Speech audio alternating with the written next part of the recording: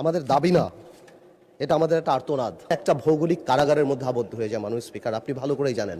এই কারাগার থেকে যে আমরা কবে মুক্তি পাবো আসলে আমরা বলতে পারি না। মাননীয় স্পিকার, আমার নির্বাচনী এলাকা ভোলা 1, উপজেলা 13টি এবং একটি পৌরসভা নিয়ে গঠিত। ভোলা জেলা সর্বমোট 20 লক্ষাধিক জনসংখ্যার একটি বৃহৎ জনপদ, যা প্রাকৃতিক সম্পদ সমৃদ্ধ হওয়া সত্ত্বেও উন্নত সড়ক যোগাযোগ ব্যবস্থার অভাবে আজও দেশের মূল ভূখণ্ড থেকে কার্যত বিচ্ছিন্ন। বাংলাদেশের একমাত্র জেলা হিসেবে ভোলায় এখনও সরাসরি সড়ক যোগাযোগ ব্যবস্থা গড়ে ওঠেনি। ফলে এই অঞ্চলের জনগণকে বিভাগীয় শহর বরিশাল এবং রাজধানী ঢাকায় যাতায়াতের জন্য সম্পূর্ণভাবে নৌপথের উপর নির্ভর করতে হয়। বছরের দীর্ঘ একটি সময়, বিশেষ করে কালবৈশাখী বর্ষা মৌসুমে অত্যন্ত ঝুঁকিপূর্ণ হয়ে ওঠে এই নৌপথ। এতে করে জরুরি চিকিৎসা সেবা ব্যাহত হয় এবং অনেক ক্ষেত্রে রোগীদের প্রাণহানির মতো ঘটনা ঘটে। অপরদিকে পণ্য পরিবহনে অতিরিক্ত সময় ব্যয় বৃদ্ধির ফলে এই অঞ্চলের কৃষক ও ব্যবসায়ীরা মারাত্মকভাবে ক্ষতিগ্রস্ত হন।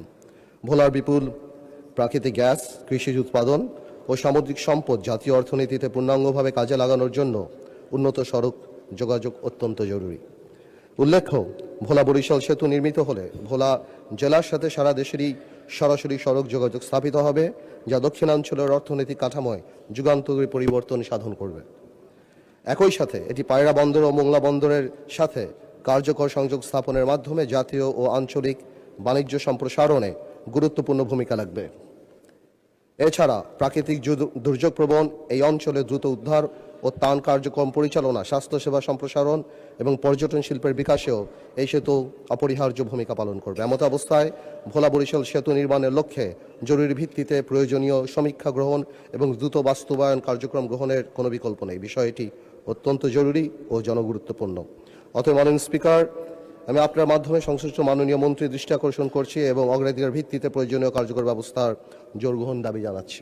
মাননীয় সড়ক পরিবহন ও সেতু মন্ত্রী জনাব শেখ রবিউল আলমকে এ বিষয়ে সংক্ষিপ্ত বিবৃতি প্রদানের জন্য আহ্বান জানাচ্ছি।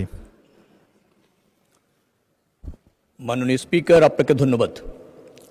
৭১ বিধিতে সম্মানিত সংসদ সদস্য যে প্রকল্পটির গুরুত্ব উপস্থাপন করছেন, মহান সংসদকে জ্ঞাত করবার জন্য আমার এই বক্তব্য। এই ভোলা বরিশাল সেতু প্রকল্পটি মাননীয় প্রধানমন্ত্রীর প্রতিশ্রুত একটি প্রকল্প। 4 ফেব্রুয়ারি 2026 বরিশাল জনসভায় তিনি এই প্রকল্পটি প্রতিশ্রুতি দেন। ইতিমধ্যে এই প্রকল্পটি 2022 থেকে 2024 2 বছরে সম্ভাব্যতা সমীক্ষা পরিচালনা শেষ হয়েছে।